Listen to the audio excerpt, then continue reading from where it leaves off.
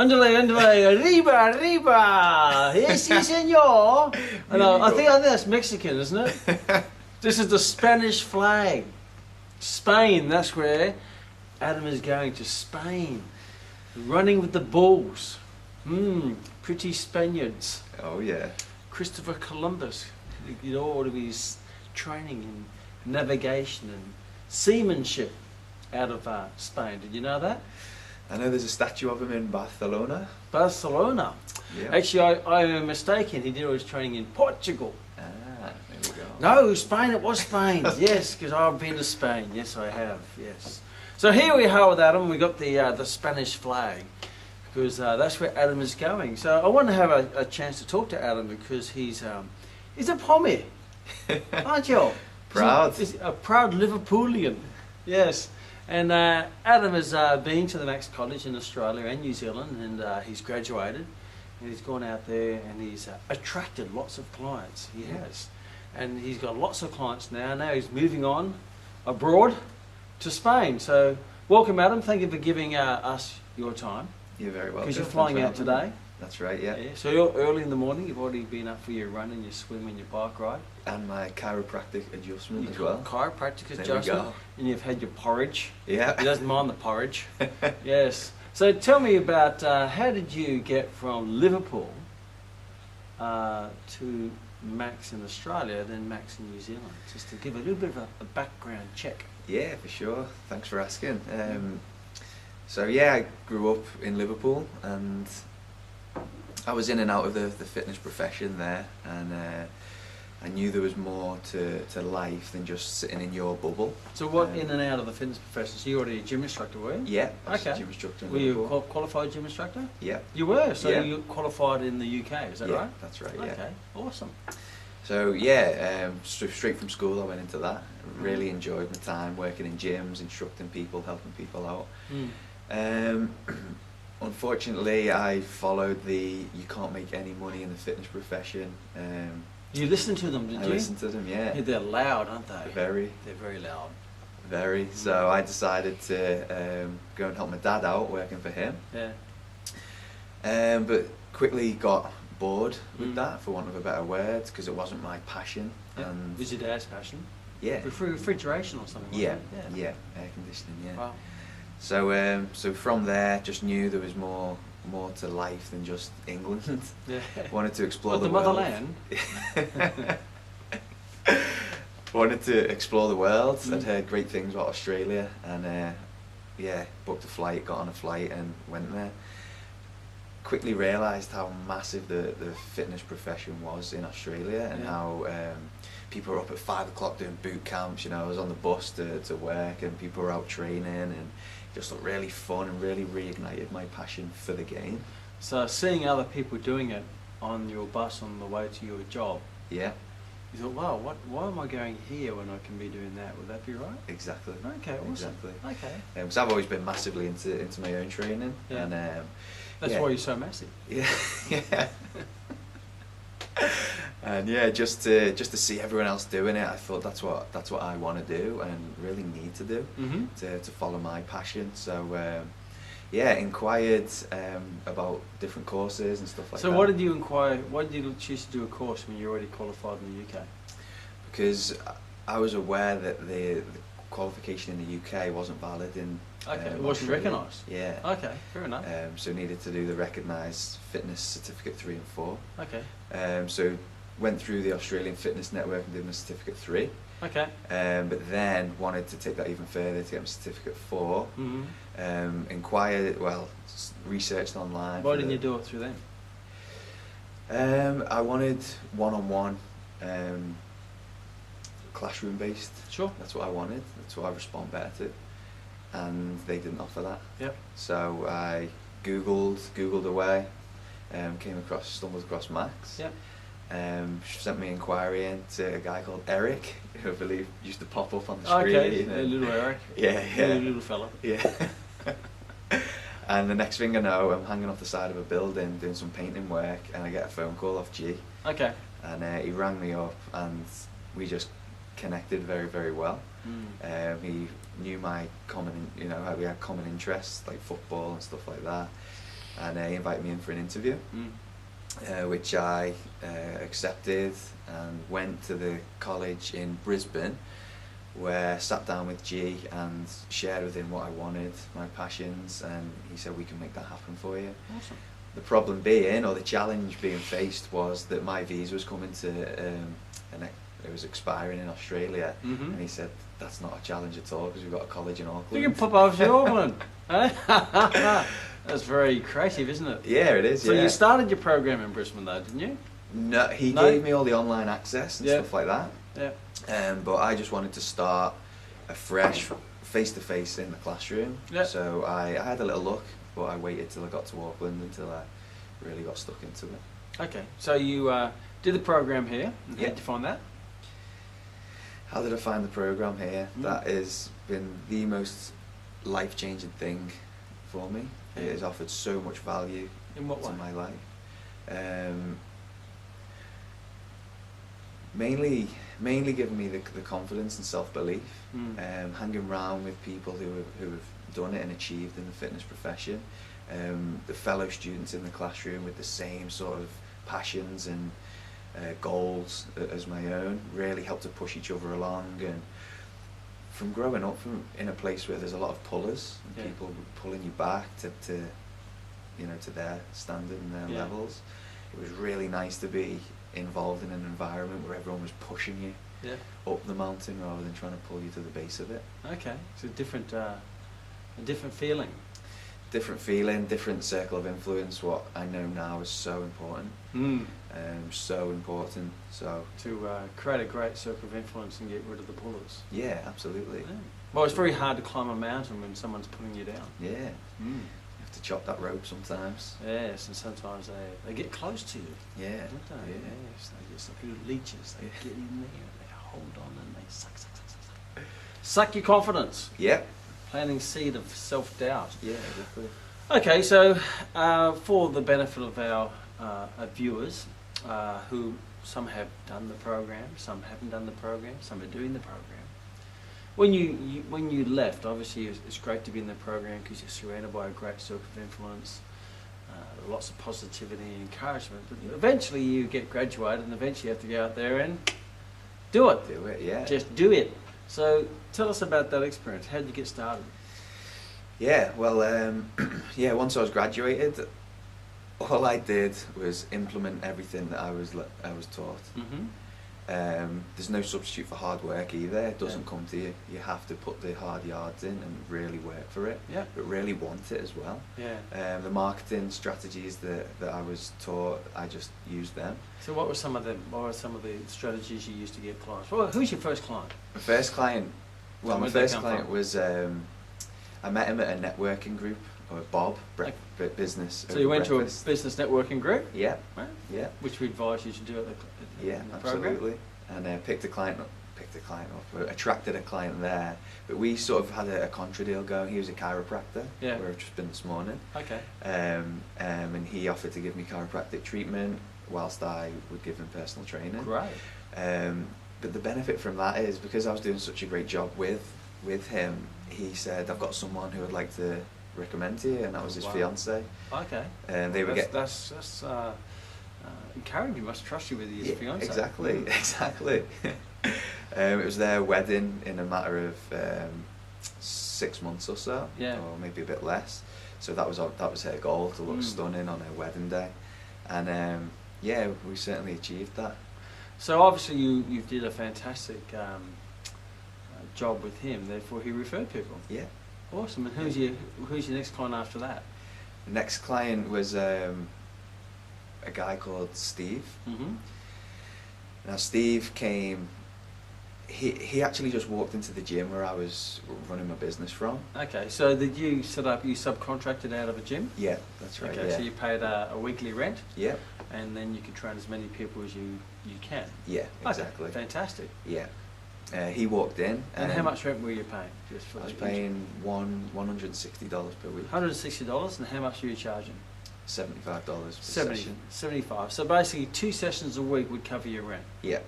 There you go. So that's Yeah. not that tough, is it? I'm sure there's 2 people in the population of 4 million Yeah. of New Zealand that would like Adam. Yeah. Like him enough to train with him.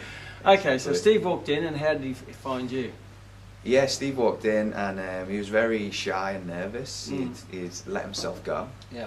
And he wanted to chat straight away. And again, I implemented the tools, if you like, that I'd learned here, but with the actual care that I have for people. Yeah. I genuinely wanted to help him, but just asked him the W questions. Yeah. And allowed him to give his reasons of why he needed me. Yeah. So rather than tell him what you can do for him, you asked him what he wanted from you. Exactly. And most importantly, why? Yeah, exactly. Why does he want to achieve that? Exactly. The W questions are a powerful set of questions, aren't Yeah. they not? Absolutely. Mm. So we quickly established what his goals were, why he wanted them, and we peeled the onion away of the real reason why and the raw. Because you find that people very rarely give you the real reason the first time. Yeah. You got to peel that onion with, tell me more about that. Yeah. Okay. And obviously building the rapport, he trusted me. Yeah. And he was happy to reveal all that with me, because it's not often people sit down and want to listen to you. Yeah. You know, and because I was doing that, and I was interested in his story and his background. So you find that's a very important tool for personal trainers to have, to be able to find out the why and really care and listen. Yeah, absolutely. Rather than talk about how their abs are looking that morning. Yeah.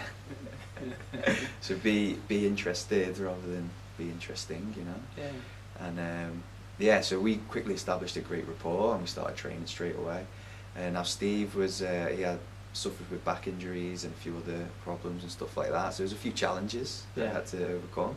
But just through persistence, hard work, always greeting him at the top of the stairs as he walked up with a handshake, a friendly smile. Warm greeting. Yeah, absolutely. With a smile. Yeah. Goes a long way, smile, doesn't it? The best thing you can wear. Best piece of clothing you can wear. Yeah. Even nude looks good. You might be attracted up here, not other places. Yeah. And what was his goal? His goal was initially he was 120 kilos. Okay. He wanted to get to 88 kilos. That was a number he came up with himself. But also he wanted to improve his confidence, to leave the house even. Yeah. It was that. So you find he wouldn't leave the house because of his self-awareness and self-confidence. Absolutely. And that was related to him being overweight. Yeah. But obviously there were more reasons of why he was overweight. It wasn't the overweight that was, that was just a side effect of. Yeah.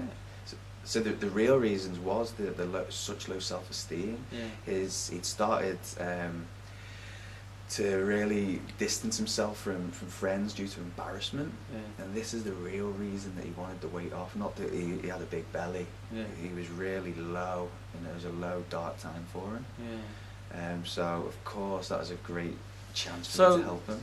Two of the personal trainers to be, that journey to take him from there to, and where is he now?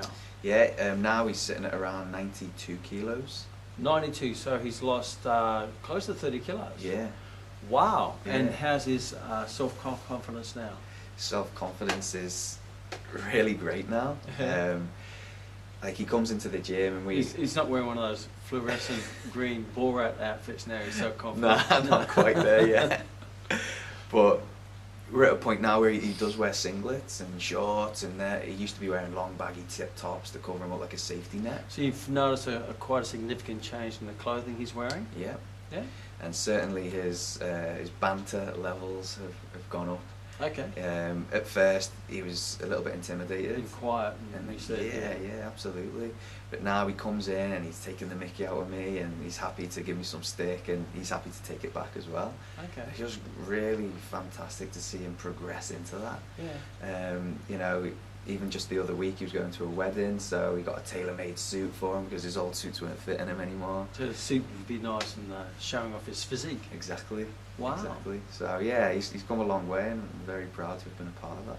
So what would be the most rewarding thing you found training someone like Steve, from when they first come and see you to when you transform them into a better version or the best version of themselves? What's the most rewarding part of that for you as a trainer? For me as a trainer, the most rewarding part is just seeing his life improve so much.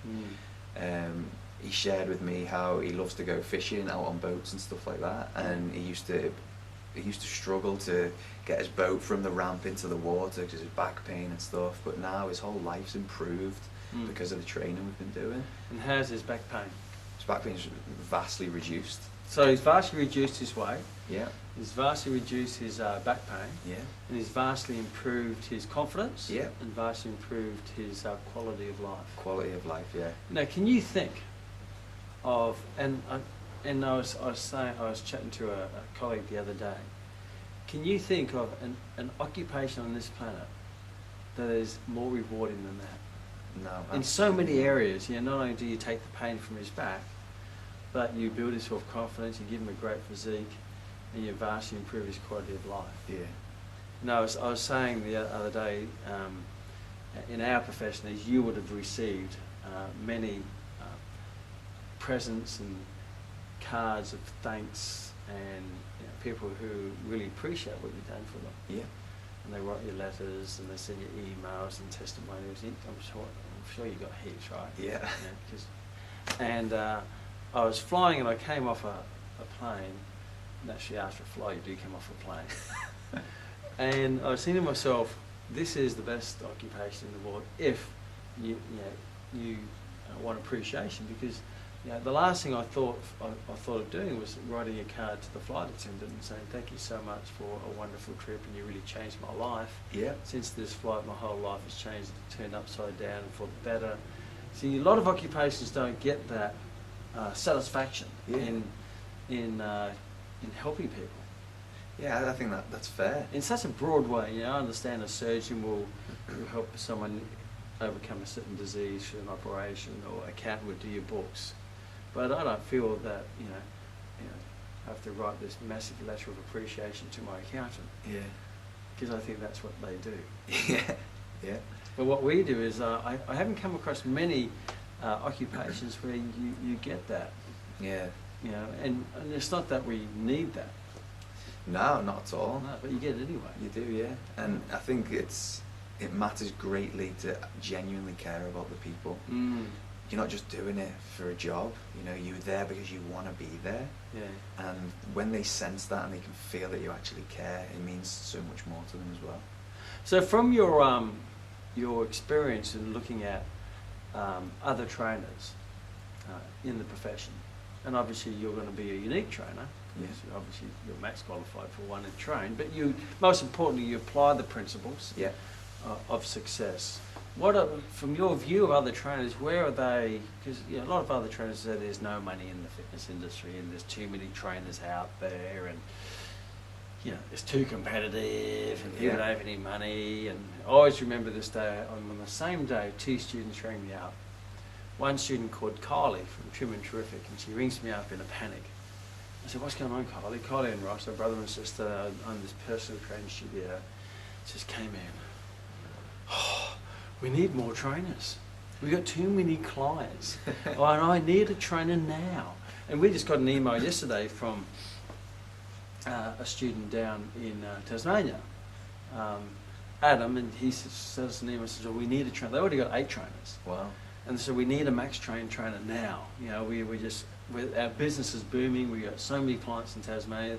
All of most of their trainers are already max trainers anyway. Yeah. And they actually now send their clients to become trained at max, so they become a trainer. Yeah. So on this particular day, Kylie was panicking because she needs more trainers. She got too many clients. Good problem to have. Now in the afternoon, I get another phone call from a lady called Brooke, one of my other students. And Brooke's going, okay, man, can't get any clients. The market's down, the economy's stuff, people don't have any money, I've got no clients. And off she goes with all the reasons why she can't get any clients. Same day, same economy, same country, same city, same population. One needs trainers, too many clients. The other can't get clients because the economy's down, whatever it might be. But what's interesting is the difference is Kylie was applying all the things, or most of the things that we had taught her, and I think Brooke was applying none. So from your experience, because there are people out there, as you know from when you're in the UK, people say, there's no money in the fitness industry, and there's too many personal trainers out there, and yada yada yada yada yada. What Arnie calls the naysayers. Yeah.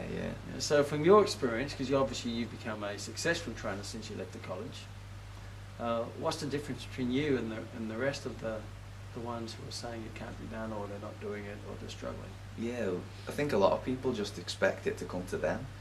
They've got the qualification, so they think that's the magnet, and people will just come to them. They'll find them. Yeah, absolutely. Go out there and, you know, work hard, walk the streets, talking to people, go into offices. What a big thing that worked for me was I was offering my time, which is the greatest gift you can give to anybody, by just offering complimentary blood pressure readings and body fat measurements for 3, 4, 5 hours at a time in offices. So you're going around to local businesses, yeah, and offering your time to do health checks. Health checks, yeah. Wow, how good's that? Yeah, awesome. You know, I was doing it to create awareness, because there's a lot of unhealthy people around. So your strategy was in the local area was to go and personally visit all the local businesses in the area and the local enterprises in the area. Yeah. Introduce yourself. Yeah. And offer your services in form of blood pressure checks and stuff like that. Yeah. Okay. What are some of the lessons you learned from that? Initially, I learned that a lot of people need to start looking after their health more. Yeah. I was doing it as an awareness thing, to create awareness for people, to make sure that they are taking priorities in their own health. Yeah. And but some of the other lessons I learned was when you get talking to people, you have to find the pain but then aggravate it. Yeah. So people come in and they get poor readings, but then numbers sometimes aren't enough. You have to then dig a little bit deeper. Poor readings in blood pressure and percent body fat. Body fat, yeah.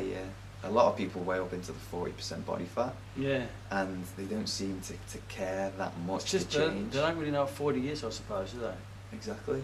So how do you initiate the pain? What I did I like to start from the inside, so more on the blood pressure. Yeah. And if they've got a high reading, I ask them what it means to them. And how common was a high blood pressure? Pretty common. It's quite amazing, because when we obviously in the college we do our blood pressures with other students, and you never get anyone who's high blood pressure, because who does fitness courses? Yeah. Fit people. Yeah. And then you just take for granted that everyone else has a normal blood pressure. Then you go out there. Yeah. And you start doing, on the general population. And what percent would you find they were having had a high blood pressure? Way into the 60s or 70s. 60-70% had high blood pressure. So you got instant pain straight away, haven't you? Yeah. And were they aware they had high blood pressure? They weren't aware of it, but then again, a lot of people said no to my offer, because they're in my opinion, they're in denial, because they truly know that they are unhealthy, but they're just scared to actually get the reading. Yeah. The old ostrich, bury your head in the sand. Yeah. I've never seen an ostrich do that, by the way, but it's one of those sayings that goes around. Yeah. Complete denial. Okay, so you came across someone who had high blood pressure. So how did you, because the rules of sales is find the pain, second, build rapport first though, right? Don't scout them out. Build rapport, find the pain, aggravate the pain, offer the solution. And then tell them what to do. Yeah, and that's exactly what I did. Built rapport, asked them, all about their interests and things like that, and then did the blood pressure reading. Yeah. When they had a high blood pressure, I asked them what it meant to them. Yep. And a lot of them didn't really know. They knew it wasn't good to have high blood pressure, but I then started to ask them, do they know what happens if your arteries actually close over? And if it's in your heart, obviously a heart attack, or in that region, and up here it's your stroke. Yeah. And then if that happened, what would they be leaving behind? So if they didn't care for themselves, it was for the family. And again, a lot of people still said, oh, I still don't care. But they didn't mean that. No. So you have to just dig that little bit deeper, because no one wants their family to lose. No one wants to die. Yeah, exactly. Exactly. No one wants to die, but they probably think it doesn't happen to them. Yeah. Yeah. And so after that, a lot of people started to really realise the importance of their health and keeping fit and healthy. And from there, I offered the solution. Yeah. This is what I do. I can really look after you and help you get onto your fitness journey, help with your health and fitness goals, and I can guide you along the right paths. Yeah. So I offered them a complimentary session with me. Yeah. So they'd come and train with me. They'd experience how I would how I would treat them, if you like. Yeah. And yeah, from there managed to, not convince is the wrong word, I managed to help a lot of people by setting up regular training sessions with them for them to become clients. Fantastic. Yeah. So the interesting point there is that, yes, you offered a complimentary session. And a lot of trainers would just go around giving complimentary sessions, but you have to build the relationship first. Absolutely. And give them a reason to want to take advantage of the complimentary session. Yeah. So it's not about giving out complimentary sessions, because giving out a complimentary session has no value. That's right. So you have to be able to find the value for them and the reason for them to want to come and do that session. Yeah. So that's now, if you want, we actually did a video on that. Remember? Yeah. Yeah. So we did another. Adam and I, we did a whole video on how to convert health checks into paying personal training clients. So you may want to have a watch that. It's in the sales part of the program. It's a part of the program. You're in our program now. Yeah. Okay, so you built that up, your personal training, and what have you built that up to? How many client sessions a week are you doing at the moment? Yeah. So I've built that up to 30 clients. 30 clients, yeah. Averaging around 50 to 55 sessions per week. Okay, so 30 clients, and obviously a good chunk of them would train with you more than once a week. Yeah. Maybe twice a week. Yeah. So 55 sessions. Yeah. At how much a session? 75. Yeah. So if you do your numbers on that, that's 3.5K a week. So it's not much, but you can live on it, right? Yeah. A little bit more than probably working in refrigeration. Absolutely. Okay, so but the most important thing is not the money. The money's good. You accept the money, but you don't do it for the money. Yeah. Which is fantastic, and the money is just really an indication of the value that you're giving into changing people's lives. Absolutely. So tell me about some of your other clients. You had Steve, and he's obviously one of your earlier ones with a great success. Yeah. Now, I overheard you chatting to Rory the other night about one of the other clients who had some limitations, that you had to become quite creative Yeah. in your training and applying some of maybe the weights without weights training techniques. Yeah. So tell me about her. For sure, yeah. She's a very, very special lady. Mm-hmm. Darnay is the name. And she inquired she just Googled personal trainer in Glenfield. Yeah. And that's where I was running my business from. And she called me up, and she said, I really want to do some personal training with you. I'd like to look at your website. And So she found you on the web? on the web, yeah. Okay. Yeah, and she said to me, but I have got a challenge. That's a bit of a big ask to find your website in the millions of websites of personal training. Yeah. Did she know about you before that? No, she just specifically Googled for personal trainers in Glenfield, because that's where she lives. So very important on your website to make sure you've Yeah. got lots of locational stuff, because Yeah. people will be looking for that location. Absolutely, yeah. There you go, great. So she contacted you, yep. Yeah, and she said, I do have an issue, she described it as. Yeah. I said, tell me more about that. And she said, well, I've only got one arm, Mm-hmm. and on my good arm, there's only 3 fingers on it, and it's very, very weak. Yeah. Will that be an issue for you?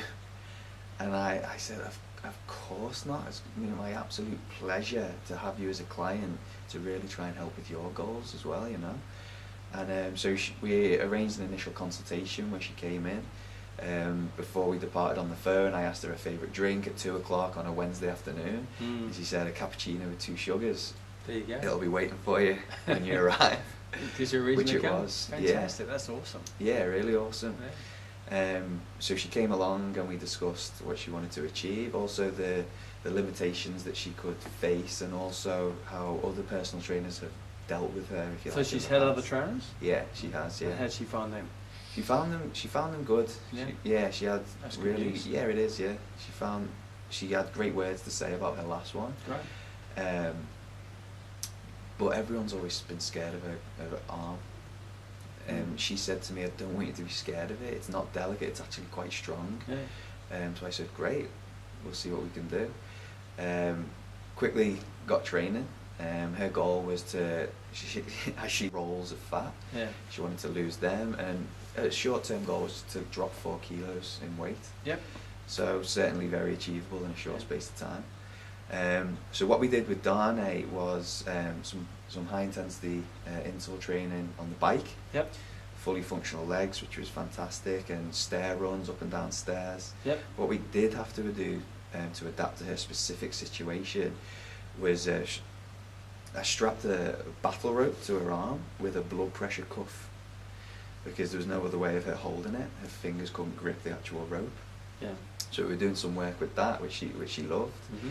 And then we progressed into the strength work, which was where the weights without weights came in really handy. Okay. She lay on a bench, and all she had to do was push up, but I just used to put my hand onto her upper arm. So she'd push against your hand Push resistance. against my, yeah, Okay. and I was the resistance. Yeah, you were the weight. You were the Yeah, machine. Exactly. Yeah, the variable atom machine. Yeah. So that was a push in, and Yeah. for a pull in, it was just obviously the opposite. You held it, and she pulled back, yeah. Yeah. And she absolutely loved that, because it, like I Had she explained. experienced that before? No. Everyone just ignored her arm. Yeah. Mm. Because they were scared of it, you know. Yeah. She instructed me not to, so of course I wasn't going to. Yeah. She wanted me to work on it, you know. And she quickly saw great strength gains as well. Yeah. And just her outlook on life is absolutely fantastic. Yeah. And a real pleasure of mine to have actually trained her. Okay. It's interesting for sometimes you come across people who have different conditions, whether it be one arm, and there's an old saying is make sure you always address the elephant in the room. Yes. Because and a lot of people ignore the elephant. No, let's not talk about the arm. Or it's really important that that's the first thing you attack.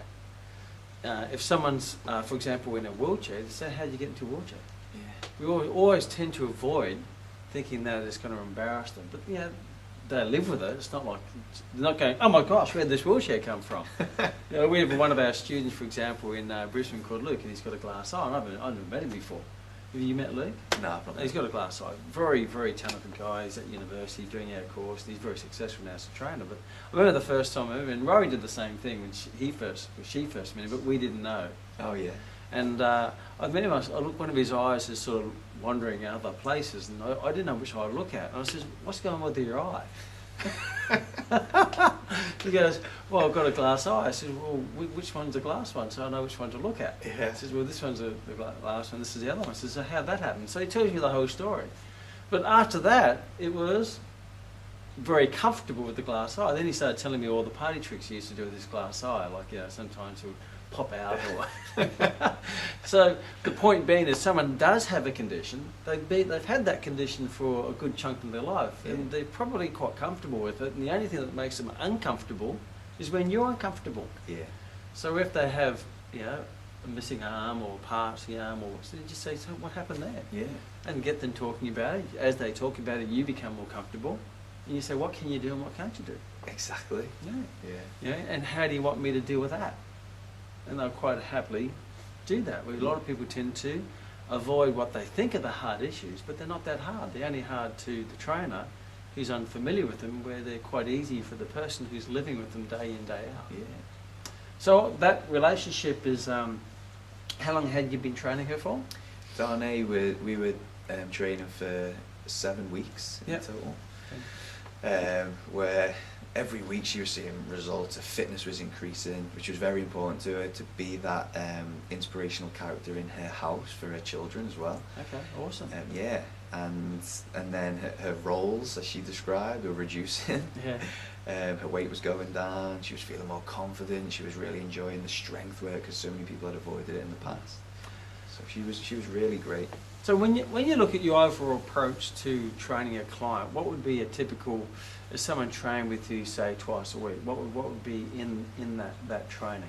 For example, Steve, what would you do with him for those 2 sessions he trained with you? He was with me for 5. 5 sessions, 5 okay. sessions per So week. your typical would be what, 2? Yeah. And what would be in those sessions? What would you do with them on those days? Yeah. So I would always start with a warm-up. Yep. Would that be on a bike, boxing, running up the mountaintop, with the mountain goats, or whatever? I'd ask them what they wanted to do. Okay, great. And customise it for what they wanted to do. Their likes and dislikes. If someone said I don't like the treadmill, we wouldn't go near the treadmill, for example. So we'd start with the warm up on whatever they fancied for that day, and we'd quickly we'd turn that into the cardio part of the session. Yep. always get the heart beating, get them out of breath to their level though. Everyone is different, so you Sure. can't put an elite athlete at the same level that you put an overweight person. So it's specific to their level, and do the cardio with them, the interval training. Yep. Up, down, get them breathing heavy, get the sweat on, and then from there we'd look at strength work. So you do that's like really fitness stuff. Yeah, And how long would that last? that'd last maybe 10, 15 minutes. 10, 15 minutes. So that's plenty of time to get someone puffed and increase their Absolutely, yeah. fitness. Absolutely. So none of this 40, 50 minutes of cardio. Nah, You can nah. kill them. Yeah. Okay, so then what do you do after that? So we'd move into the strength work. Yep. If they're training twice a week, it'd be push-pull legs. Yep.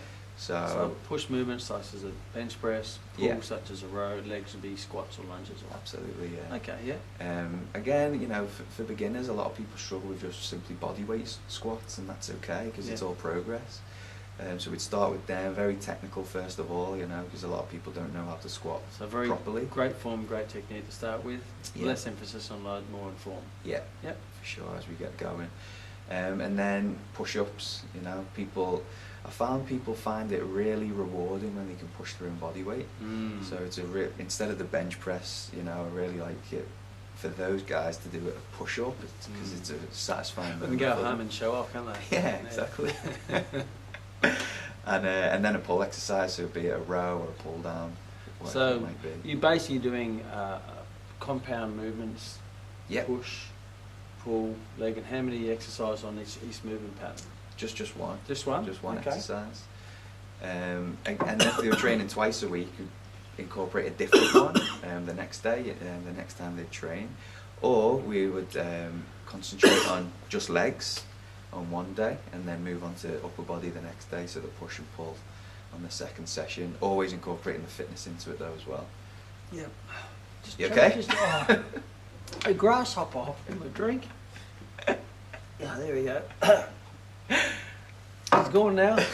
You put something in my drink. Oh, it's just making me cry.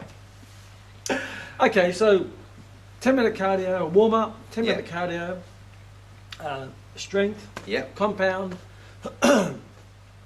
more functional too. functional definitely. Yeah. Number of sets.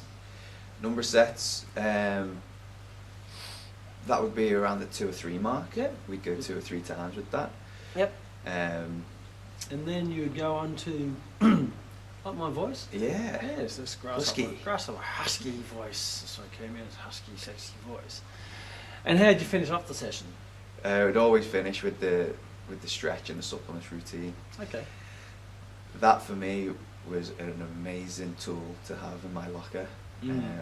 because a lot of people don't enjoy the training. Yeah. They go because they know they need to do it, but don't necessarily enjoy it. So to finish off with something that they absolutely love is always a massive benefit. So you, a big comprehensive hands-on stretch at the end? Yeah, hands on stretch, and then a massage as well. A massage. Oh, Yep. jeez, it's not bad, is it? Yeah, So that's the reward at the end of the session? yeah, for sure. Yeah. Okay, so that'll be your standard approach to training. Yep. Now things are changing. We have a little Spaniard flag there, and you're now moving to Spain. Yeah. So tell us about that. Okay, so Spain has always been on the goal list. I've Mhm. always wanted to set up my business there. What is that? It's a beautiful part of the country, part of the world. Yeah. Spain's got a lot of culture, a lot of history. Yeah. The weather and the climate is fantastic. The Mediterranean lifestyle really suits me. I've visited there plenty of times throughout my life, and I just really have a pull to get there. So when I thought about perfect location for me, Yeah. Spain actually came to the front of the mind. Well, you can live anywhere in the world. Yeah, Yeah. there's always people. Where would be the perfect place in the world to live for me? And then go there. Yeah. And a lot of people don't. So they keep it a dream. I'd love to live in the Mediterranean. Then why don't you? Yeah. There's plenty of people there. It has been done before, Yeah, exactly. and you are going. So what do you want to set up there? I want to set up a life-changing retreat. Mm-hmm. So, in my opinion, and I'm sure you hold the same, that fitness plays a massive part in any healthy and successful life. Absolutely. So I really want to help infect people with positivity and to live a life that they want to live. Not following the status quo, not following the flatline, mundane lifestyle that people choose to live but not necessarily want to live. Yeah. I want people to paint their own path. Yeah. And I want to help people get onto their own journey, because we get but one chance to live this life. This is not a dress rehearsal. Unless you come back as a grasshopper. Yeah. There's a religion that does that, isn't there? You come back as, if you're a good person, you come back as a up the chain. If you're bad, you come back as a cockroach. Yeah. No, but at the moment, we don't know that, so you just got to go with the cards you've been dealt. Exactly. So what would be the perfect business in because that's a great spiel you just did. It was fantastic. But what is it? What would be the perfect business for you in Spain? What are you aiming to build? Okay. So like I explained, more of a retreat. So you come out, you fly out to Spain. Yep. I'll greet you at the airport. And Spain is like the holiday destination for most of Europe, isn't it? Yeah, it is. You Yeah. know, obviously, this holiday we go to Spain. Yeah, no, the Costa del Sol especially, because it's Costa right del on Sol. the south border. Okay, the south of Spain. Yeah, Yep. beautiful climate all year round. The beaches and stuff like that. Yeah. Okay, so they fly in because they've got maybe a corporate job in London. Yeah.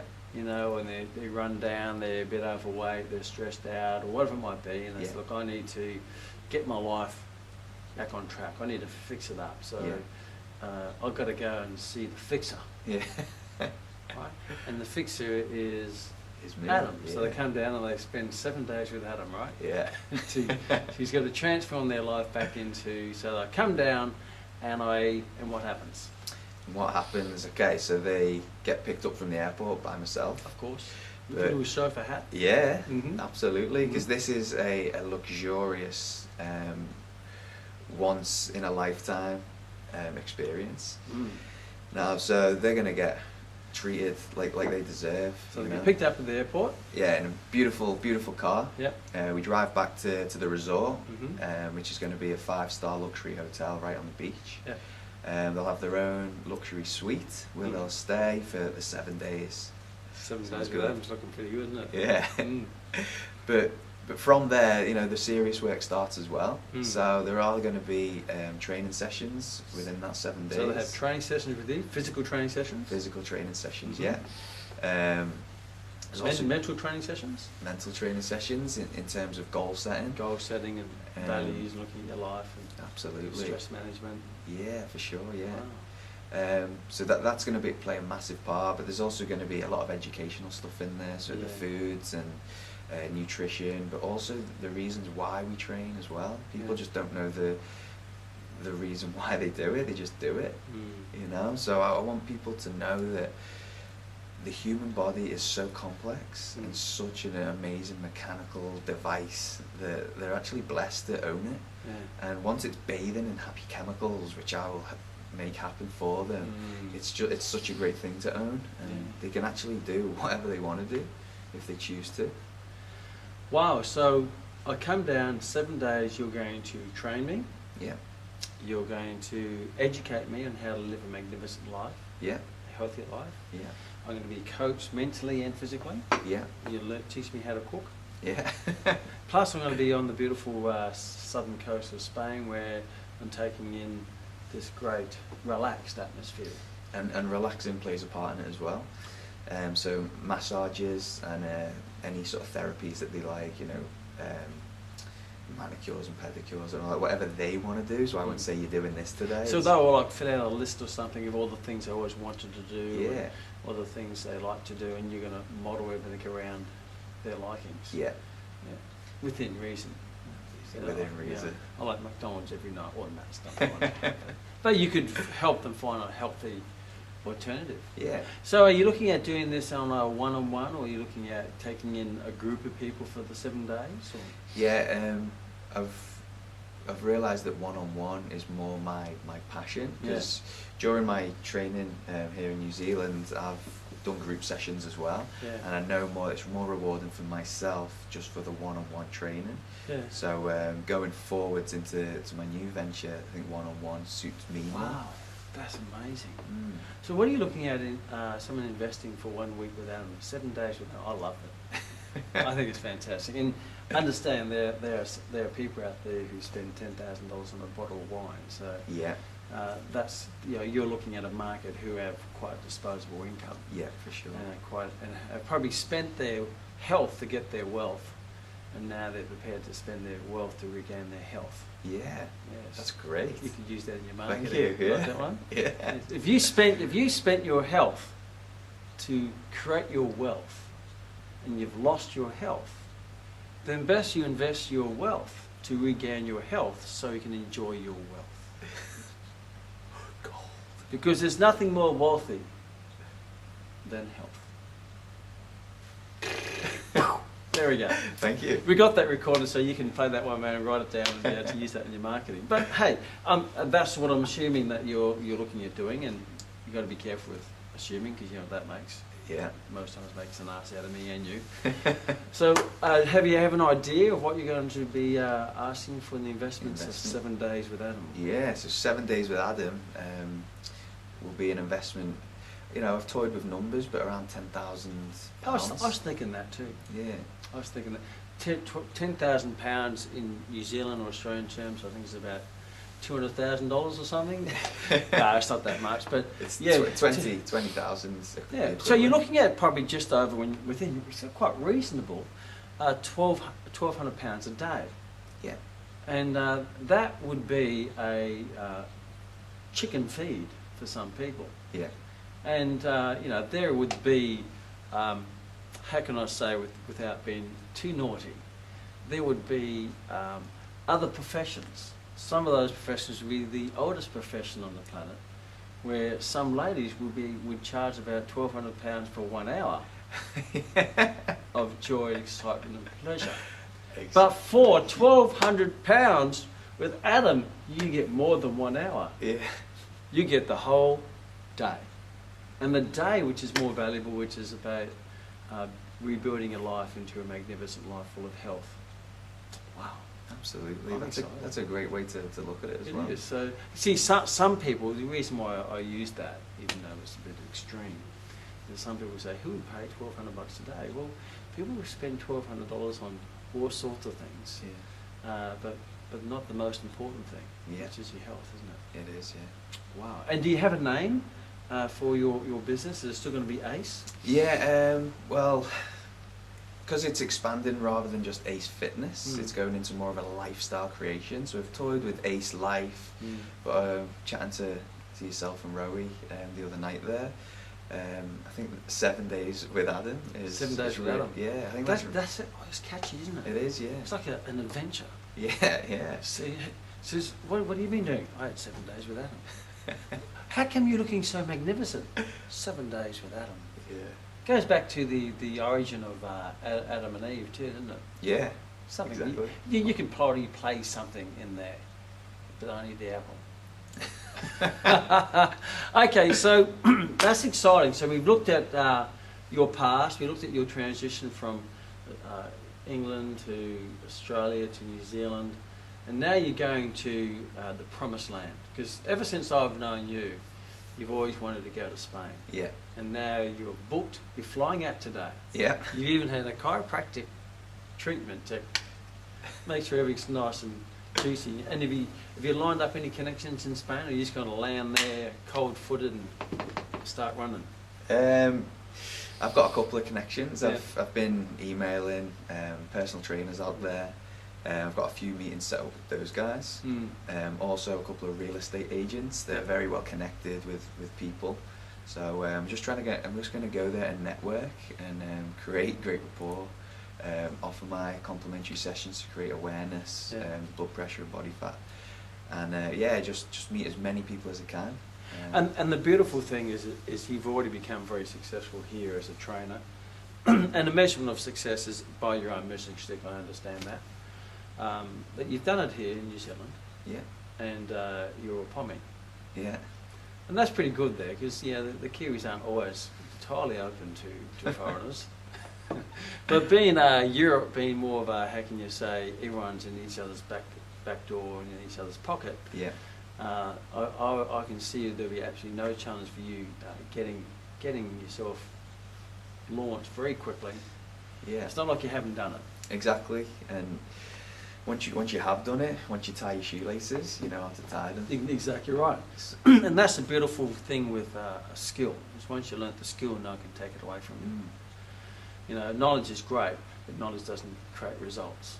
But when you apply that knowledge into a skill and you create a result, then you can do that anywhere in the world, because people all have the same human needs. You're motivated by pain and pleasure. And I guarantee you there are overweight people in Spain as well. Yeah. But your market's not necessarily Spain, it's going to be the other European nations. Yeah. So you have any thoughts of how you're going to market to, how can you say, the more affluent population groups in those areas, and maybe London, who people would prepare to come down for 7 days with Adam in Spain? Yeah, this is something I'm going to have to look into a little bit more, prepare a little bit more for, but certainly going to London, that's where the target market is, so that's where I've got to be for the time being. Yeah. And yeah, and just again, networking over there, getting to know people, building rapport, and yeah, just making it happen. You make it happen. So do you have any finishing words of advice for our fellow students or trainers who are watching, the millions around the world? There could be some in Spain right now. Going, geez, I've got to catch up with this 7 days with Adam. And some words of advice that you could give them to what you've learned over your journey. Well, I landed with a bag here in New Zealand. I didn't have anywhere to live, a car, anything. And I've created a great culture and a great business here through hard work. There's no substitute for hard work. Some advice that I would give is find your passion and your purpose and really pursue that. Follow that and be prepared to die for it. Because I am going wholeheartedly into this, full steam ahead. And like I'm just going to repeat myself and say hard work is something that people are scared of and frightened of. But create that circle of influence for you as well that really helps to push you along. Self-belief and self-confidence can be lacking in a lot of people. But when you have the people around you who are going to push you and really challenge you, then that's a great circle to have as well. So attract or get the right people, but probably more importantly, get rid of the wrong people. So if someone is putting those seeds of doubt in your head or saying you can't do it, or you feel that negative feel, no matter who they are, it's probably best advised to remove them from your life. Or move country, as Adam did. It's as well though, it's becoming the person to attract the right people. So be like a mirror, be the person who you want to attract into your life. If you want to attract successful, happy, positive people, you have to be that person as well. So circle of influence is massive. Hard work, you just cannot substitute that. Well, as the great inventor Thomas Edison said, luck arrives on your doorstep wearing overalls and work boots. That's where luck is. Yeah, exactly. Hard work. Exactly. You know, and you know what luck stands for? Labour. Under constant knowledge. Continual constant knowledge. You're onto it. So you got to learn the things to do. You got to apply those things in the skill, but you got to have the discipline. To continue to keep going and never give up until you achieve. And there's only 2 reasons why you will fail: because you die, or you quit. So I look forward to 7 days with Adam. I might sign up for that class. It'll be a fantastic journey. Look up 7 days with Adam if you're ever in Spain or the region. And for those viewing, chase your dreams and never give up. Thank you, Adam, for spending some time. It's about time to go and start your sprinting skills. You know why you need to practice your sprinting skills? For the ball? For the balls! Yeah. The running with the balls. Yes. Now, when I was young, ignorant and stupid, that's something which I would probably do. Yeah. Now I just watch it from the side and says they can have the horn up their bottom. Okay, team. Thank you, Adam. My pleasure. Thank you, Ace, and we'll see you in Spain. Yeah. Andre, that's Mexican, I think.